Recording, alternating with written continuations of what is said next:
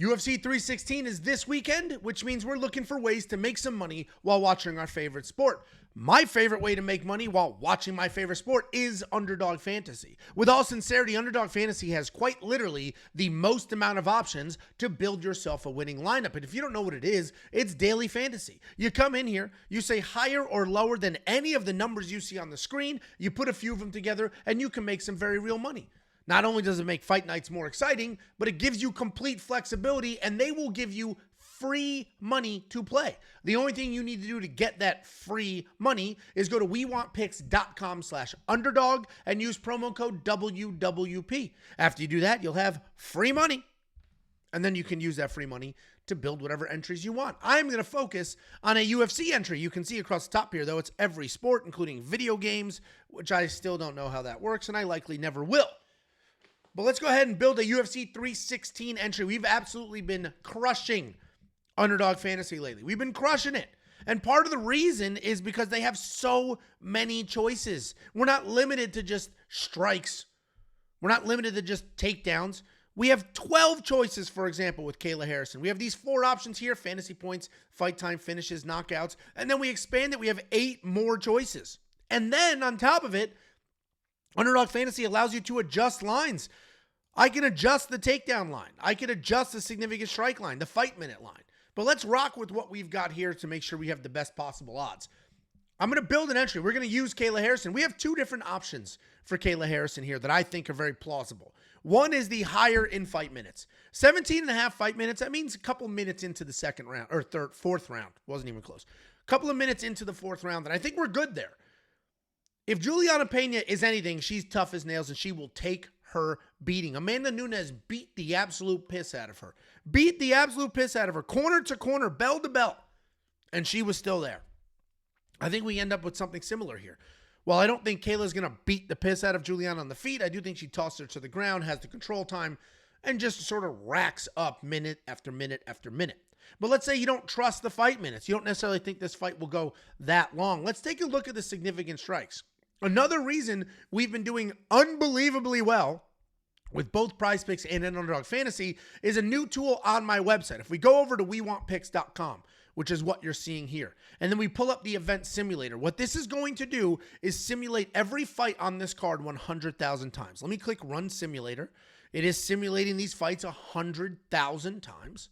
And what it's doing is bringing in historical data, and now it's compiling that information. So it ran those simulations. They're done. Every fighter in the card has fought each other 100,000 times. Let's go ahead and move down to Kayla Harrison. So now what we're looking at is Kayla Harrison through those simulations. I have a bunch of different data points that I could see. We're going to do significant strikes.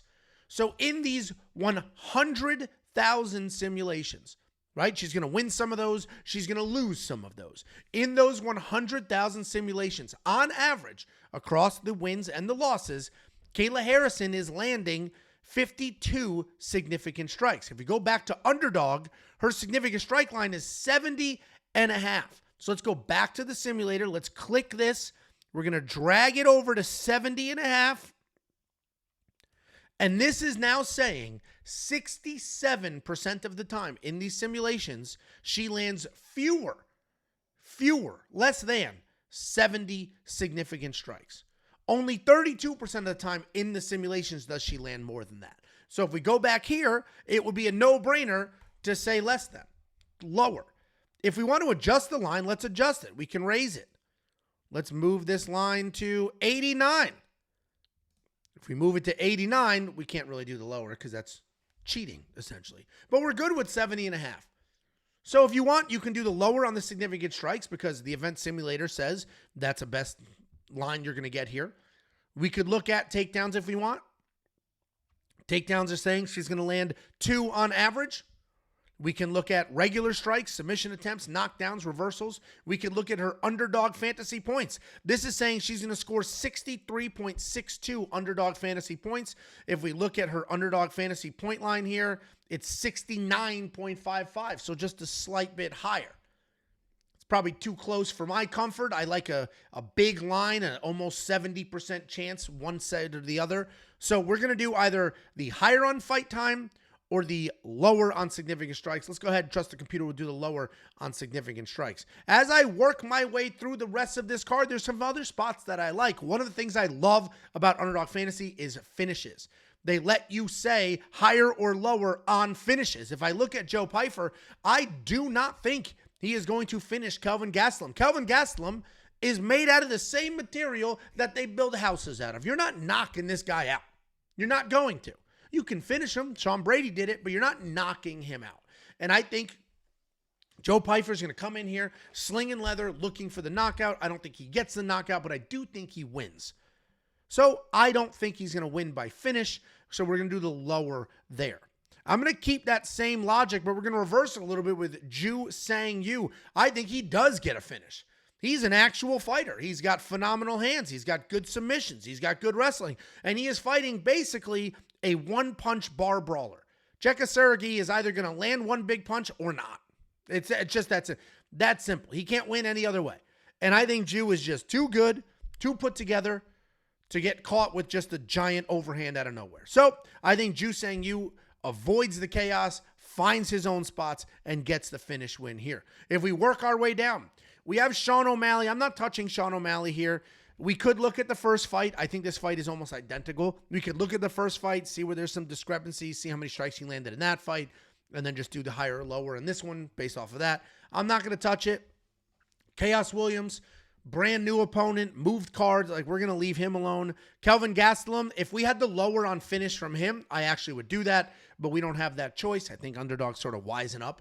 My favorite thing to do was hit it the lower on finishes for the underdogs, and they're not really giving us those options here, and they shouldn't, because we were just printing free money when those choices existed. Let's go find Azamat Murzakanov, because he's the last leg of this 4-leg entry, and we're going to do a higher on finish for him too. Azamat Murzakanov should absolutely finish. He should absolutely finish here. He's fighting Brinson Ribeiro. We've seen Brinson finish before.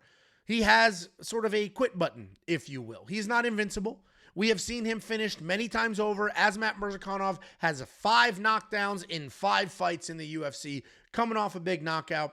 I think it's more of the same here. So we're going to do the higher on his finish. And this is the entry. This is what we're going to work with. Let's take a look. We did the lower on the significant strikes for Kayla, because that's what the event simulator told us was going to happen. We're going to do the lower on Joe Pyfer to win by finish. We're going to do the higher on Ju Sang Yu to win by finish, and the Azamat Murzakanov, the higher for him to win by finish. I've already got this entry built. We can take a look at it here. The only difference is, instead of the strikes, I did the Kayla Harrison fight time, because I do think it's going to go a little longer, if not to a full-blown decision. If you like my entry, great. You can go ahead and build it. Just get your free money at WeWantPicks.com/underdog. If you don't like it, that's great too. Just get your free money at WeWantPicks.com/underdog, promo code WWP. If you want to bang around and test the event simulator, not only for Underdog Fantasy, but Prize Picks and all sorts of other DraftKings, and you can use the strike lines, take them over to your favorite sports book. If you want to use it, it is available right now at WeWantPicks.com. If you're already a member, it's there. It's in the menu. If you're not a member, just click Become a Member. It's $10 for literally everything that we do. One package, no upsell, no cross-sell, no nonsense. WeWantPicks.com. Good luck this weekend. This is a pretty good fight card, and I'm looking forward to it.